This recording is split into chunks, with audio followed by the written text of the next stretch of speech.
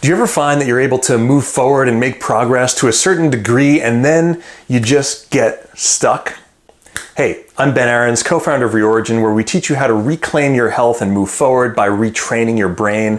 And in this video, I'm going to talk about the 5 most common hindrances that hold us back when it comes to making progress with our healing and recovery, or really changing any habit or making steady progress with almost any endeavor in life. And you're going to want to stick around to the end of this video because as we go through, I'm also going to share with you the 5 secrets to how you can overcome each of these common hindrances for steady forward motion.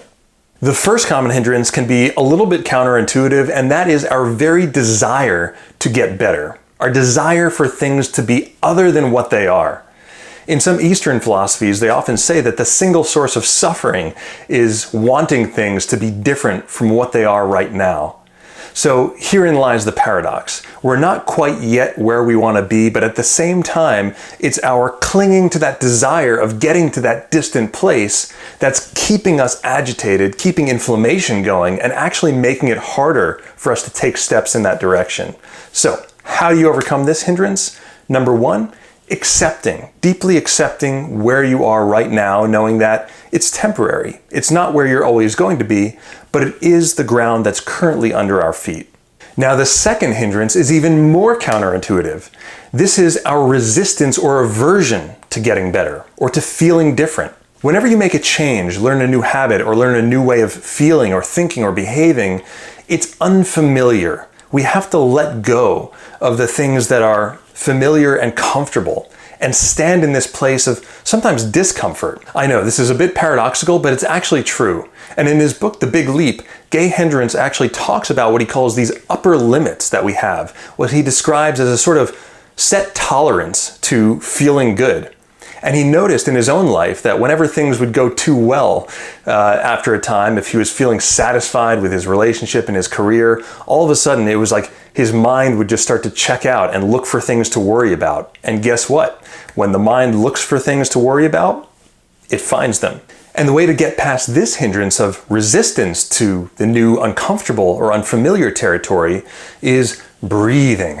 Allow ourselves to come up against those uncomfortable challenges. And when you get there, rather than looking back to the old way or finding something to worry about or thinking there's no way this can be working, which is sometimes what the mind does, instead of doing that, I want you to actually just sit there, just be there, and take a few deep breaths.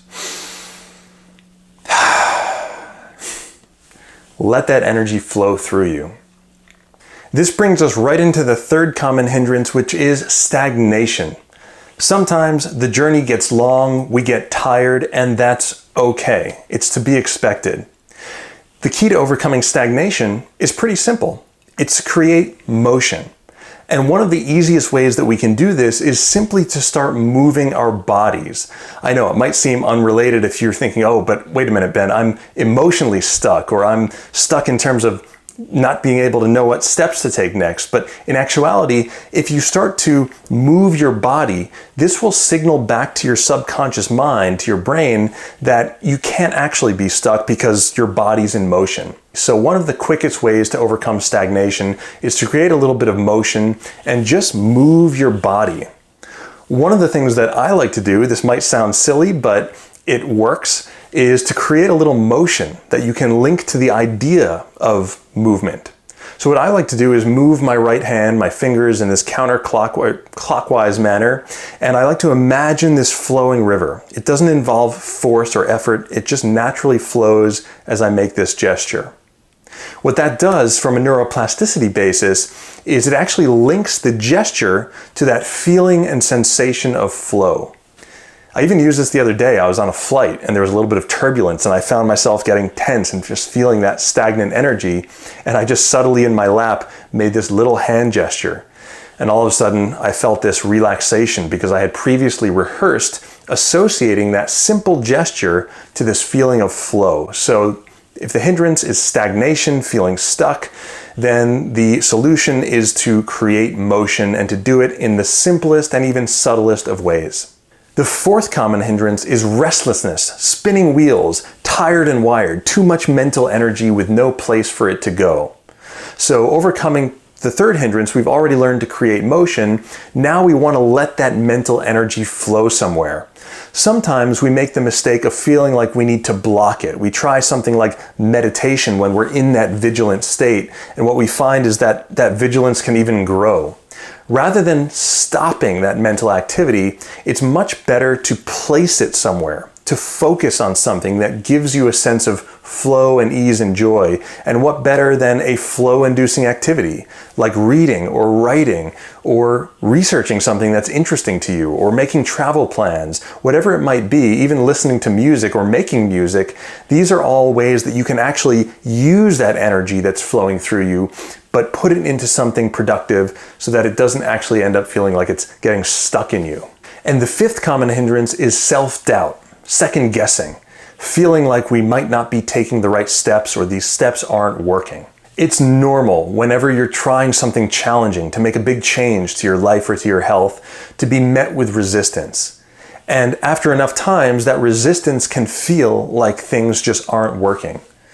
But oftentimes it's because we lack the big picture, and if we were to just stay consistent with the little things that are working, we know that the changes would eventually occur. The key to overcoming this hindrance is to use what I call the science of small wins, to set small, attainable steps for yourself that you can definitely take and reward yourself for taking those steps. In habit design, it's often talked about things like brushing your teeth or flossing one tooth as being a win, or making your bed in the morning. These are because these things have such a low bar to entry, meaning you can definitely accomplish them even on your worst days. And when you accomplish them, you can count it as a huge win. I once heard a psychologist say that the way that we create self-doubt is by setting too lofty goals and failing to meet them. And conversely, the way that we build confidence is by setting small goals and attaining them consistently. So here's the key in how we can hack the system is it doesn't matter how small the goals are. Placing one foot in front of the other can be a win. I would commonly, when I was at my worst, see myself in my mind's eye just getting out of bed or just sitting up and taking a deep breath. Then I would sit up and take that deep breath and celebrate the fact that I did what I had set up for myself. Lastly, if you found this video helpful, please don't forget to like and subscribe and share this video with someone that you think might benefit from it. And leave a comment in the section below. I'd really like to know, what are some of the hindrances that you're coming across, and what are some of the actions that you consistently take that can help you break free from these and move forward? So I look forward to continuing the conversation with you in the next video.